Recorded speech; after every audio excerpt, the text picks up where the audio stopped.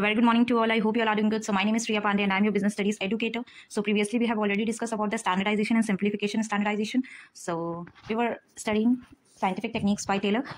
So work study में हम ये एनालाइज करते हैं कि किसी भी एम्प्लॉयज़ को कोई भी काम करने के लिए कितना समय लगता है और हम कैसे उनकी एफिशिएंसी को और इंप्रूव कर सकते हैं। ठीक है, अब उसी का एक पार्ट है वर्क स्टडी का फटीग स्टडी। फटीग स्टडी का हम यूज़ करते हैं ये डिटरमाइन करने के लिए हमें किसी भी एम्प्लॉय को, मान लो वो काम कर रहा है तो उसे कितने जल्दी जल्दी ब्रेक देना चाहिए। ठीक है, और वो ब्रेक कितने समय का होना चाहिए और हमें जनरली कितना ब्रेक देना चाहिए, मतलब कितने नंबर ऑफ ब्रेक्स देने चाहिए। ठीक है, फटीग स्टडी हमें क्या बताती है कि हमें कितने how often we have to give the breaks and break का लेंथ कितना होना चाहिए, मतलब कितनी देर के लिए ब्रेक देना चाहिए। ठीक है, पहला ये, दूसरा और तीसरा कितने नंबर ऑफ ब्रेक्स देने चाहिए। ठीक है, एक बार ब्रेक दें, 2 बार, 3 बार, 4 बार, कितने नंबर ऑफ ब्रेक्स देना चाहिए, ये हमें फटीग स्टडी बताता है।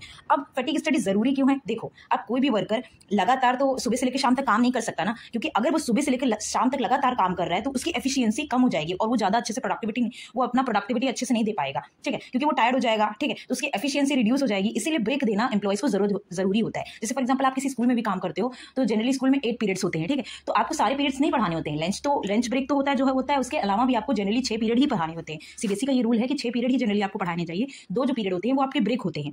ठीक है, तो आपको अगर ब्रेक नहीं दिया जाए तो आप अच्छे से पढ़ा नहीं पाओगे, या फिर एम्प्लॉइज किसी ऑर्गेनाइजेशन में काम कर रहे हैं, लगातार उनसे काम करवाने जाए तो अच्छे से उनकी प्रोडक्टिविटी नहीं हो पाएगी। इसीलिए टेलर ने सजेस्ट किया है कि ब्रेक्स को देना जरूरी है, क्योंकि अगर हम ब्रेक देंगे तो प्रोडक्टिविटी पर्सन की बढ़ जाएगी। ठीक है, और ब्रेक ऐसे ही नहीं देना, साइंटिफिकली स्टडी करेंगे, उसके बेसिस पे हमें ब्रेक देना है। अब ये ब्रेक देना कैसे है, तो टेलर ने ये रिकमेंड किया है कि जब भी कोई वर्कर परफॉर्म करता है, जॉब करता है, तो आप उसको ऑब्जर्व करो। ठीक है, कि कब वो काम स्टार्ट कर रहा है और कब से वो थकना स्टार्ट कर दिया है। ठीक है, अब आपको ये देखना है कि कब से वो टायर्ड फील कर रहा है। जब वो टायर्ड फील कर रहा है तो ऑफकोर्स उसकी एफिशिएंसी डिक्रीज हो जाएगी। अब लगातार 3-4 पीरियड आप पढ़ाओगे तो जो 4th पीरियड आप पढ़ाओगे तो वहाँ एफिशिएंसी आपकी डिक्रीज हो जाएगी, आपकी वॉइस भी लो हो जाएगी, आप अच्छे से परफॉर्म नहीं कर पाओगे क्लास में। ठीक है, तो उस टाइम जब आपकी एफिशिएंसी कम होने लगे उसी टाइम आपको ब्रेक देना चाहिए। ठीक है, और फिर ये देखना चाहिए जब आपको ब्रेक मिल रहा है तो आप कितना टाइम लेते हो रिचार्ज करने के लिए अपने आप को, और रिचार्ज हो जाते हो और फ्रेश हो जाते हो अगेन कि आपको 5th लेक्चर देने के लिए। ठीक है, वो भी ऑब्जर्व करना है, तो उस बेसिस पे आपको ब्रेक देना है। और टेलर ने ये भी बताया कि अगर हम ऐसे ऑब्जर्व करके उनको ब्रेक्स देंगे तो उनकी एफिशिएंसी बढ़ जाएगी, क्योंकि आपको पता चल रहा है वो कब थक रहे हैं, कितना उनको ब्रेक देना चाहिए, तो हम ऑब्जर्व करके देंगे तो हमारे लिए एज अ कंपनी ओनर हमारी एफिशिएंसी के लिए ज्यादा अच्छा होगा। फटीग मतलब होता है बेटा टायर्डनेस। ठीक है, फटीग मतलब होता है टायर्डनेस, जो हम थक जाते हैं ना।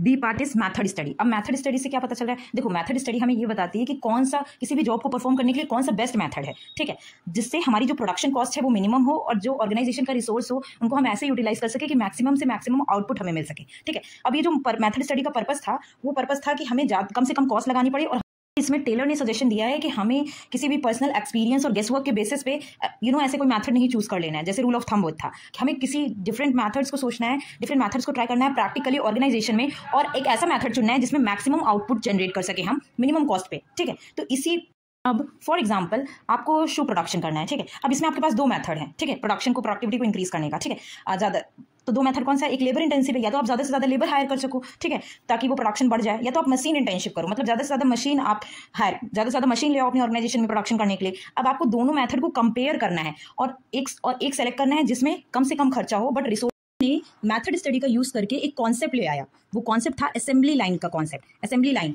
अब असेंबली लाइन का मेन मोटिव क्या था कि हम मिनिमम से मिनिमम कॉस्ट लगाएं प्रोडक्शन में और क्वालिटी जो है आउटपुट अच्छा दे। और जनरली जो फोर्ड थे, मतलब हेनरी फोर्ड थे, उन्होंने ये कॉन्सेप्ट असेंबली लाइन का डेवलप, उन्होंने ये कॉन्सेप्ट।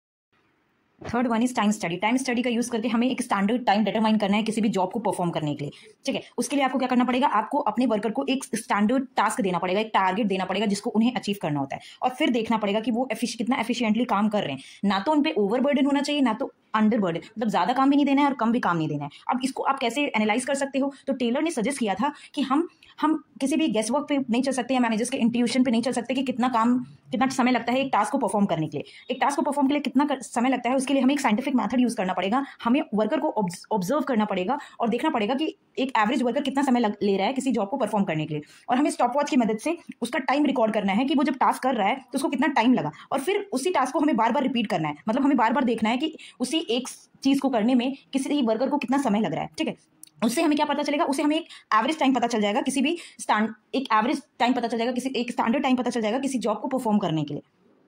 अब जो वर्कर उस पर्टिकुलर टास्क को स्टैंडर्ड टाइम के अंदर खत्म करते हैं वो एफिशिएंट वर्कर्स कहलाते हैं, और जो नहीं करते हैं वो इनएफिशिएंट वर्कर्स कहलाते हैं। इसमें टाइम स्टडी में बस इतना बताया गया है कि कौन से वर्कर्स एफिशिएंट होते हैं और कौन से वर्कर इनएफिशिएंट होते हैं। उनको वो पता चल सकता है जब आप पता कर लोगे ये कि किसी भी वर्कर को एक टास्क करने के लिए कितना समय वो ले रहा है, और वो आप साइंटिफिक मेथड से डिटरमाइन कर सकते हो वर्कर को ऑब्जर्व करके। So that's it for today. And इसके आगे भी है हमारा मोशन स्टडी, जो अगर हम इसको पढ़ेंगे ना तो वीडियो बहुत ज़्यादा लेंदी हो जाएगी ऑलरेडी, जो इतनी लेंदी है। So thank you for watching this video, stay tuned to the next video and kindly like and subscribe my channel.